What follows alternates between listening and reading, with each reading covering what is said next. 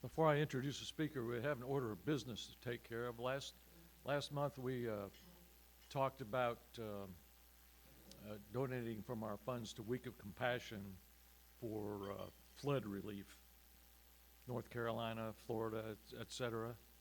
But we didn't really come up with an amount. So we need to do that now so we can get the donation done. So who knows how much is in our coffers? Approximately 3,000. Do I have any suggestions on how much to donate? How much? Half? 1,500? Everybody okay with that? All in favor? Aye? Aye. Those opposed? Okay, we took care of that. Thank you.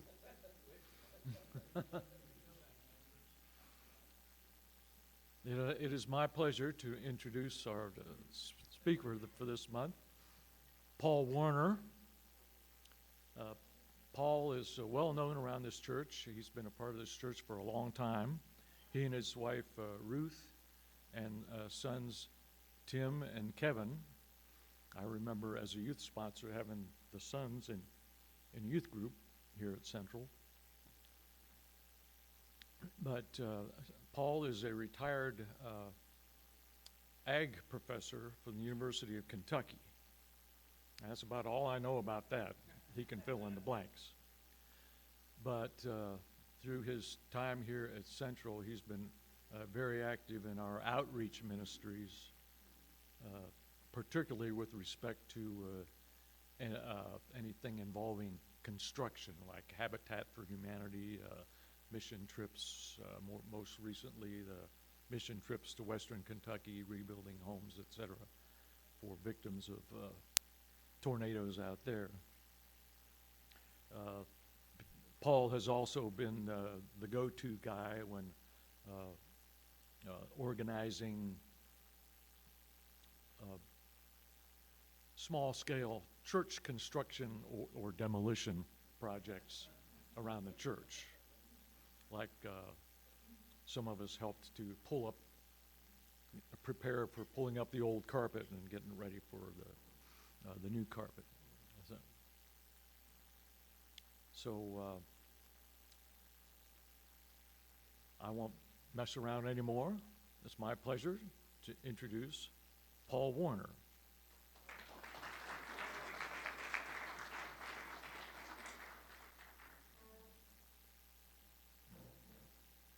It's always a little dangerous when they know you too well. This table over here, quiet now. No stories. I really feel like I need to start by explaining why I haven't been at the men's breakfast regularly. You see, I have a hobby and a side business venture of picking up old pieces of furniture and restoring them and giving them to family members and selling what they don't want. And all the profits I make on the business venture come to meet our obligation to the church. And so when Brandon called, I said, do you want the money or do you want me there on Saturday? It slows down a little bit this time of year. Some of us that traveled together and the like do know our stories on each other. And so it's good that Tim didn't go any further anyway in terms of what he shared. I grew up in northern Indiana, west of Fort Wayne, about 35 miles, on a family farm. And we primarily raised hogs and corn, but we did have some beef cattle and a flock of laying hens as well for eggs. But if you know anything about family farming, that's a family venture, truly. And I had two brothers, one's passed, but two brothers and no sisters. And so you did everything. I mean, you fix things, equipment and the like. You did all the work in the field. You didn't hire help. You couldn't afford to. And so it was family members that did it. Being 3 boys, we rotated assignments kind of weekly. One would be primarily working in the field, one would be taking care of livestock, and one would be in the house, in the kitchen primarily. And my mom was as comfortable on a tractor in the field as she was in the kitchen. And so when you talk about gender roles, it doesn't make any sense to me. I never understood that. To this day, my brother and I do most of the cooking in the home. I mean, that's what we learned, and that was part of it. Whoever's available does it. And so that's kind of the upbringing, the background. So I had a little difficulty with that first question that they gave me, saying which man was the most influential in terms of your upbringing. To me, it was early on, mom and dad. I mean, kind of interchangeably.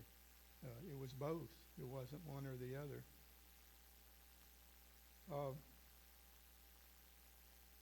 We lived in a rural area, and so I attended the rural church, Church of the Brethren. And how many of you know anything about Church of the Brethren? About a third to half. That's pretty good.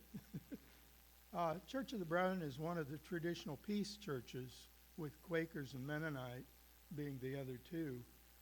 And so that's the environment I grew up in. It was a medium-sized rural church. It wasn't real small, but it wasn't a huge one either. But because of the rural nature, we primarily had young ministers coming out of seminary, one of their first or second assignments oftentimes. And so that was, in terms of mentors or people that as a teenager or a youth could relate to, it was these young individuals. Some of them didn't have children at that time. They might have been married, they might not have been. But Arden Ball, Emerson Fike, those are names that, for me at least, are important in terms of that upbringing. It was a traditional peace church. Not everybody that came through as a youth, chose to be a pacifist. But some did. And I made that decision in about, age 17 or so, that I wanted to be a pacifist. And that was largely, I would say, formed with these young ministers and myself in dialogue. And so that was the background that got me there. We also, Church of the Brethren also is very service-oriented. Live out your faith. It's very, very similar to disciples in the sense that, it's congregationally oriented. It does not have a creed. The New Testament is seen as the guide for your theology. It's maybe half the size of what disciples are nationwide. It started primarily on the East Coast in Maryland and Pennsylvania, worked across the upper Midwest to California. And to this date, there are still 5 colleges that are partially supported through contributions from Church of the Brethren. It also, as we found when we were in West Kentucky, we were down there working on the tornado relief. At the same time, Church of the Brethren had their crew and their trailers and their tools and their volunteers working, and they were working through Habitat while they were there. And so that's typical, I'd say.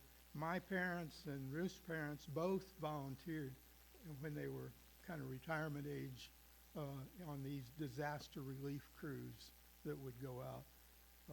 At that time, they were primarily going out to muck out. I mean, we were rebuilding, and today I think they're more into rebuilding. But it depends when they arrive after a disaster. But again, it's the Peace Church and disaster relief or outreach ministries is probably the 2 things they're known for. I guess there would be maybe 100,000 members across the country I think the estimate, and of course, Depends whether it's 2 years old data, because now it's down, just like ours is, but it's probably 300 plus churches anyway that will be out there. No, more than that, 800 churches.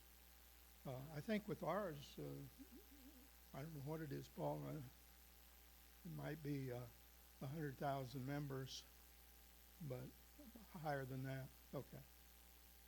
200,000 members. Okay. Is that right? Okay. Mhm.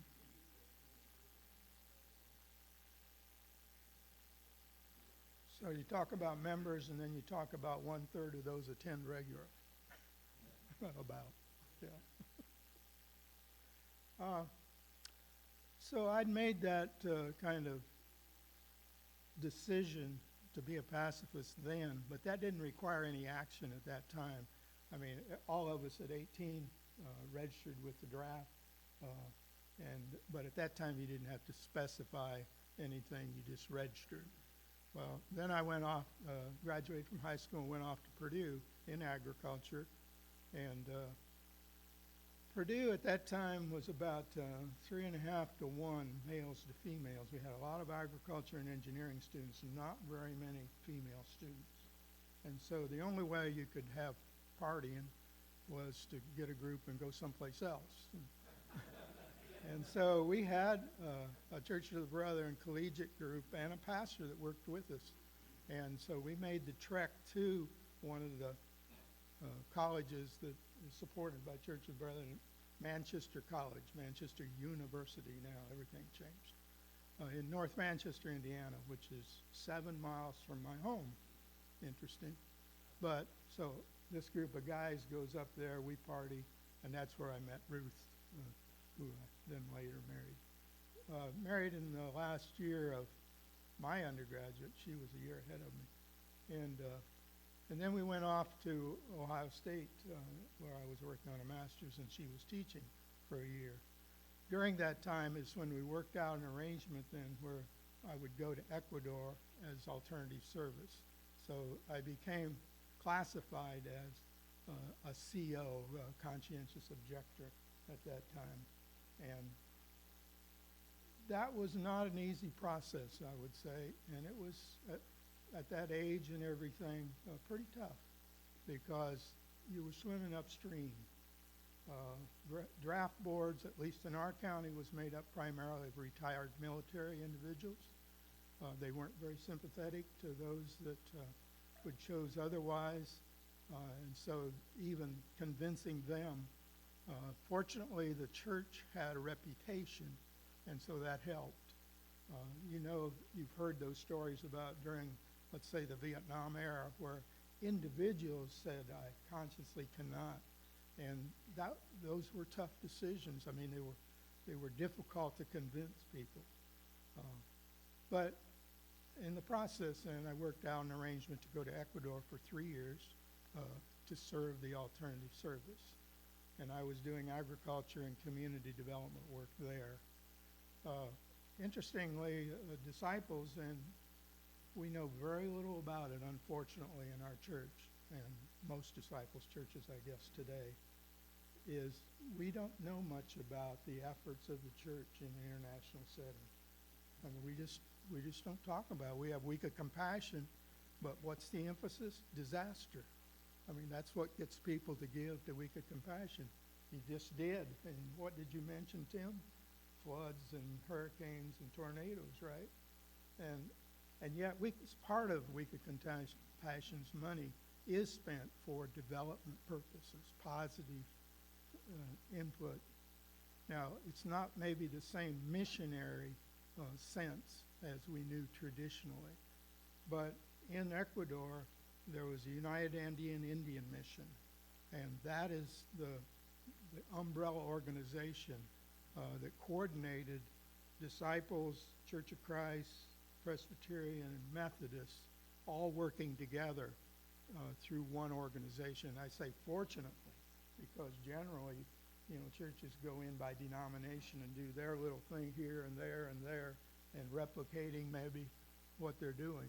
But fortunately, they were all working together, they had formed, now recognize Ecuador's largely Catholic, but maybe 90%, but not practicing Catholic. I mean, in the sense of daily or weekly, much like ours is with Protestantism today. And so you were not really competing with Catholics, but you were finding people who wanted to find a home. And so those churches went together to form what they called the United Church in Ecuador. And again, that's fortunate that you didn't have the Methodists out here and the Presbyterian and Disciples all forming separate denominations, but one. And in addition to that, there were a number of service programs then, and that's kind of the umbrella that I went under, but also had health, family planning, literacy programs, started an elementary school. What am I forgetting? That's primarily it.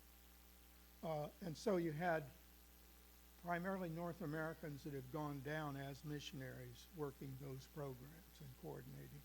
And you got to be very much like a family there, though we were scattered across the country. And Ecuador is a great country to work in because it would be comparable to, it's a small country, and so in that sense it would be comparable to working with state government here, where you got to know some of the principal actors making decisions.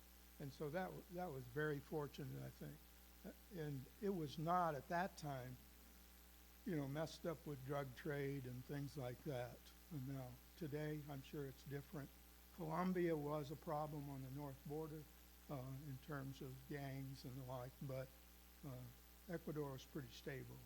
About the time we left, Texaco Gulf discovered Ecuador and ravaged it to get the oil out of the interior. Today, you would go and find toxic pools every place they drilled.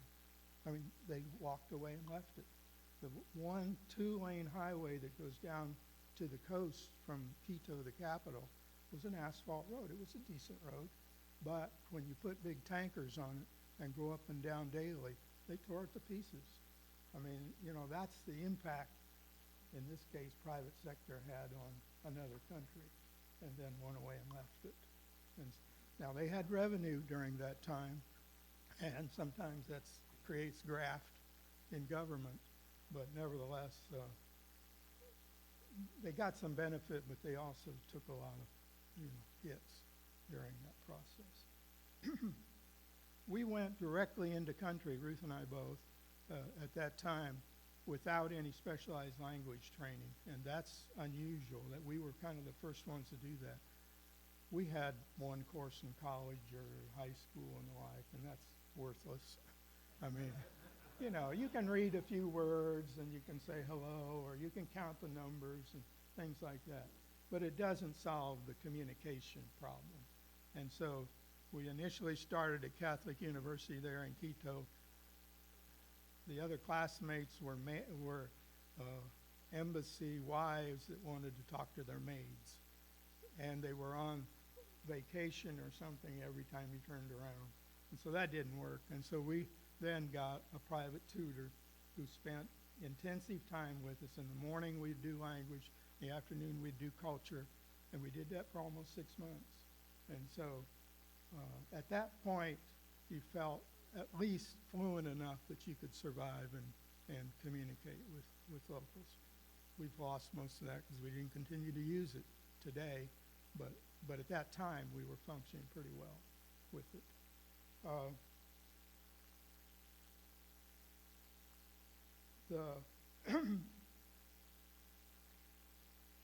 Let me skip ahead a little bit.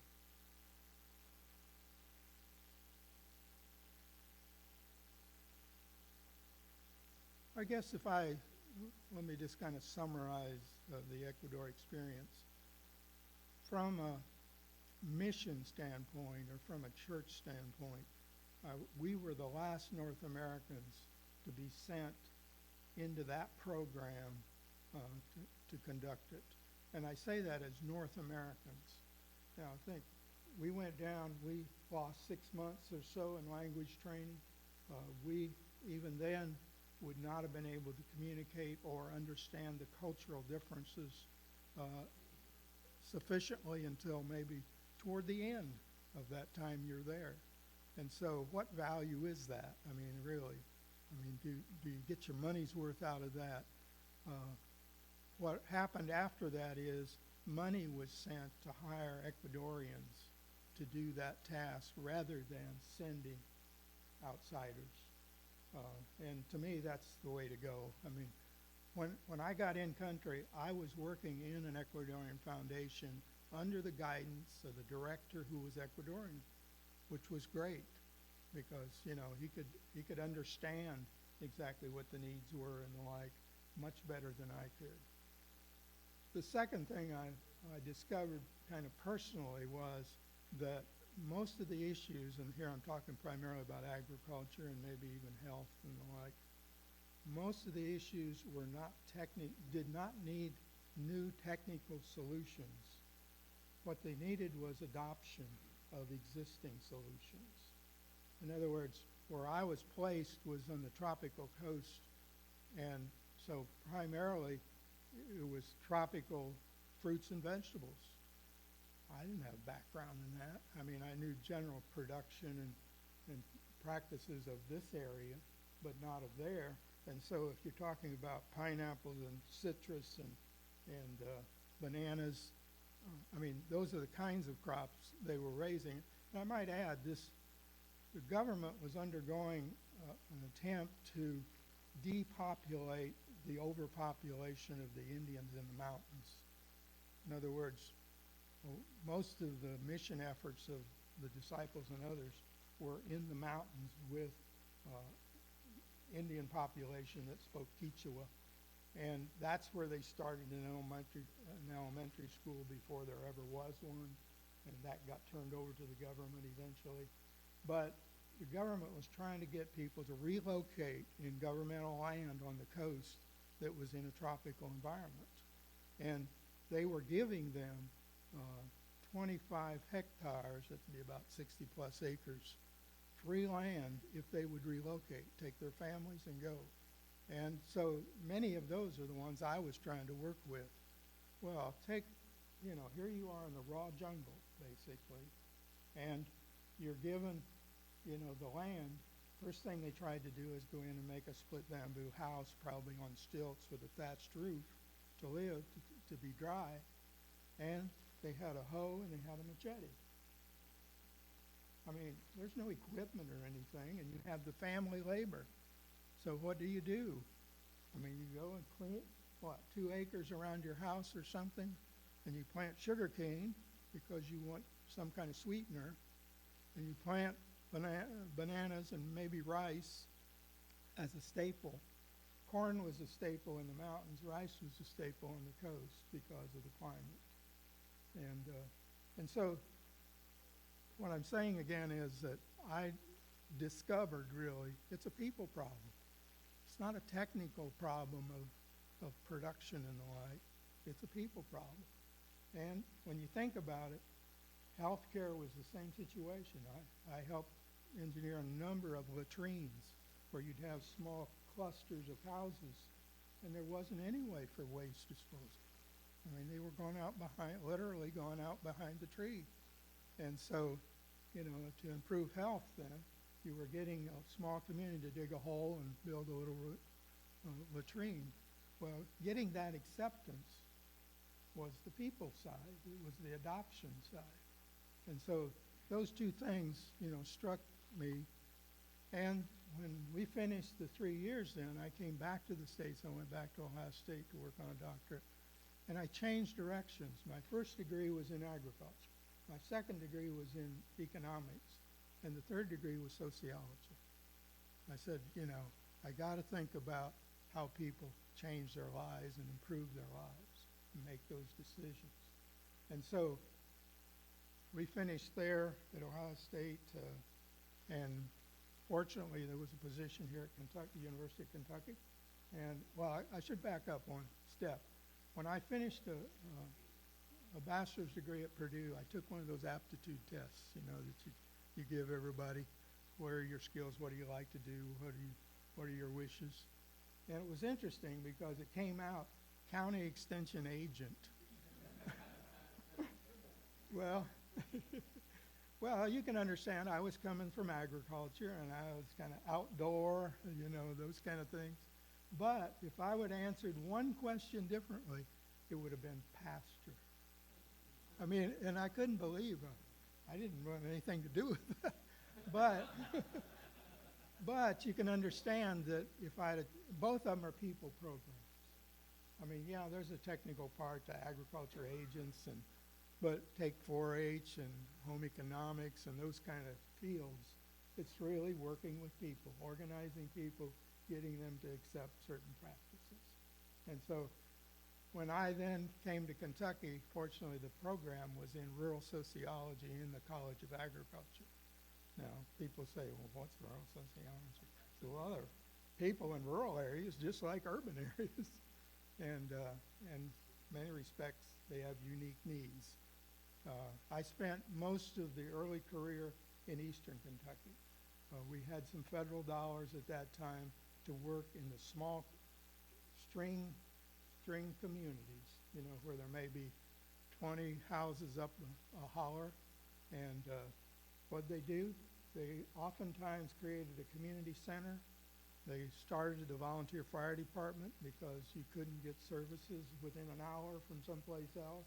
They'd get an old used tanker or something like that from from Lexington or someplace. And somebody would donate a little space and they'd make a ball diamond. And those became the center of the community in each of those. And, that went on. And you go today, they even had an organizational framework for the leaders from each one of those that met regularly.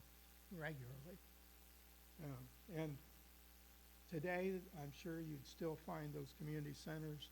They'll have alumni weekend and the like where everybody comes back home that lived there and moved to Ohio and Indiana and come back to visit again and see all their relatives.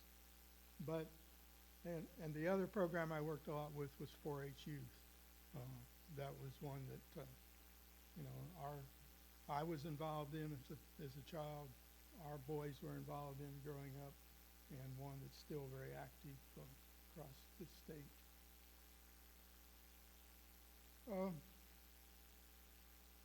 Let me say a little bit about Central. To me, we're at Central. I wouldn't be here if we didn't have opportunities for service. I mean, I wouldn't choose a congregation that, I shouldn't say that definitively because we started at Crestwood.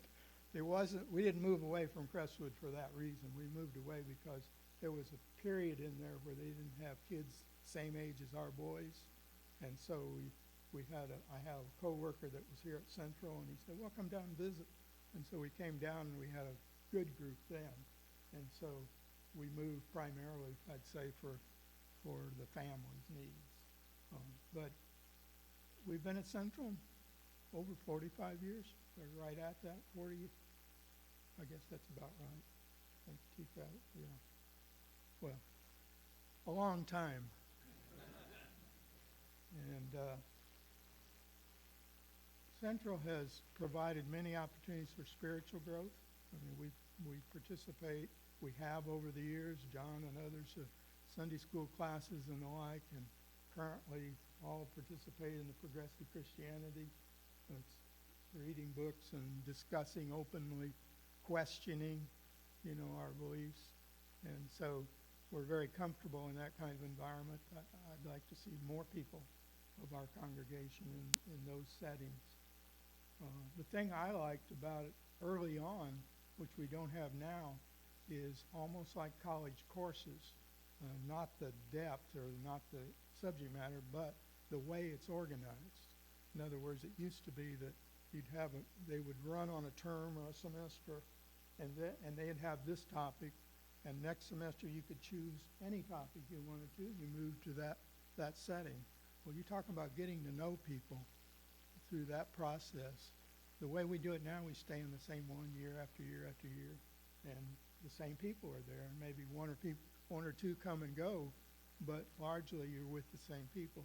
It's not bad. I mean, you get a lot of depth there, but you don't get the breadth in terms of awareness and knowledge of other people in the congregation. And so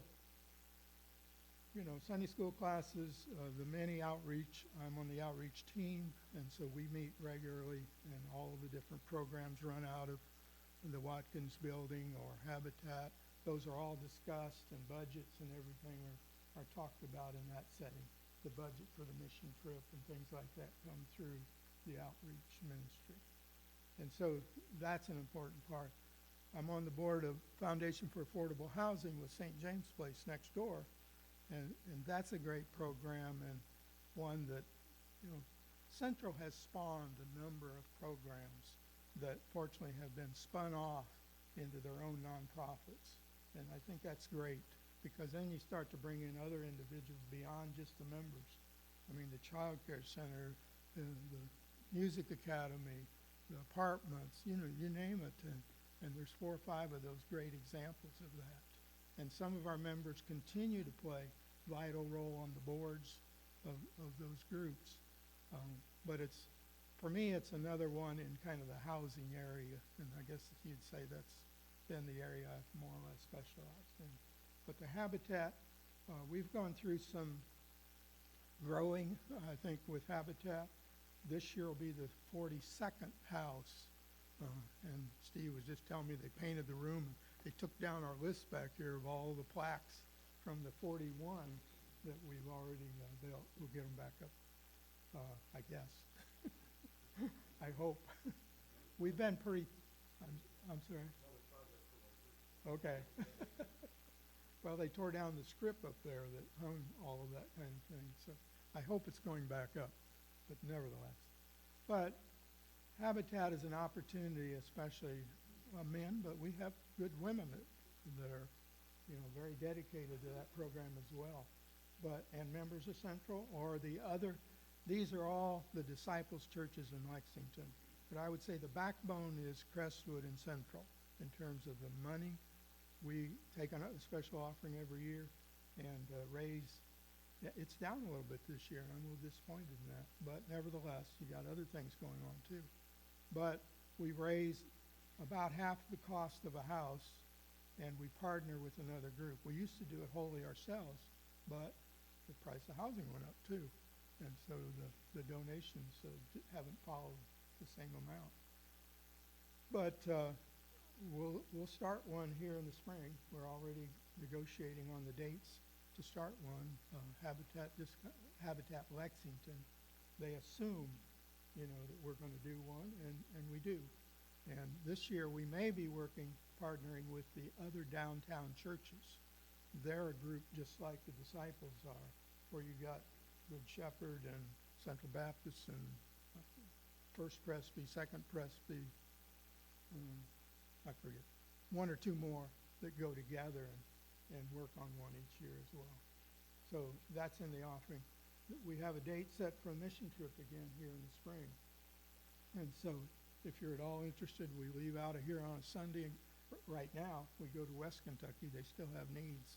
And we still have a support group locally we can work with, and that's critical, where they identify the needs. They point us in the right direction and get the materials together, and we do the work. I mean, we're the volunteers. But we leave out of here on Sunday, start in on Monday, come back late on Friday afternoon, evening. So, if you're retired or if you want a week's vacation, that's a great one.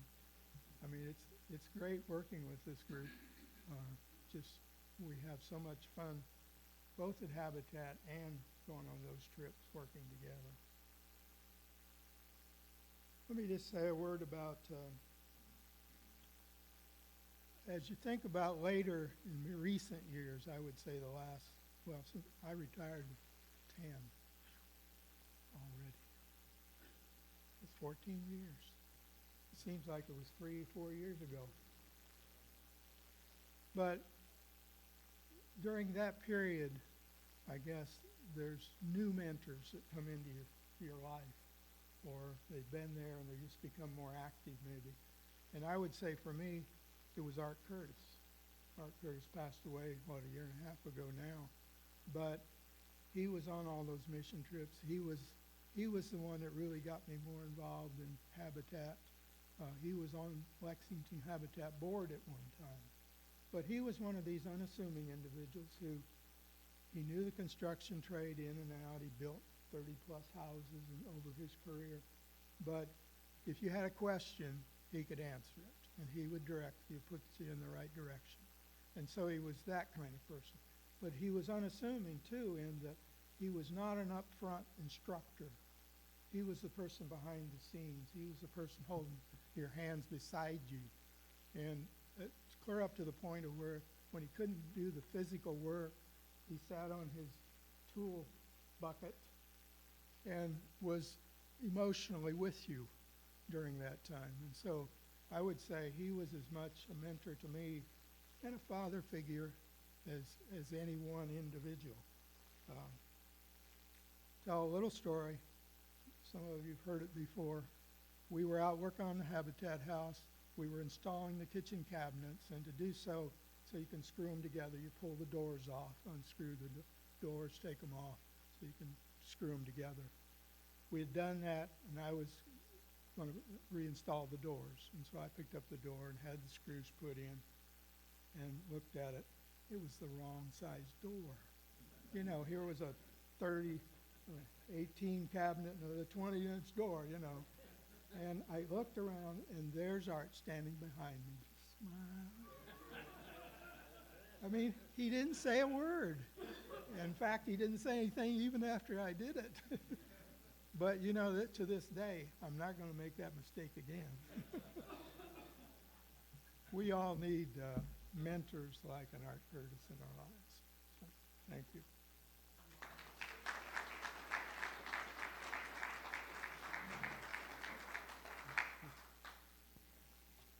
Thank you, Paul, for that inspiring talk.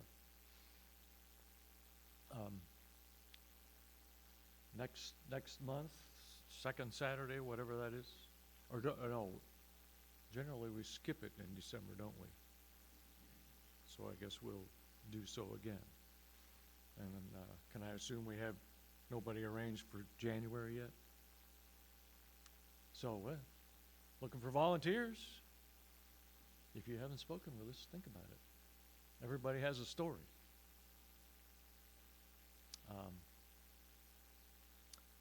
Please, if you can, stay back and help clean up and go in peace.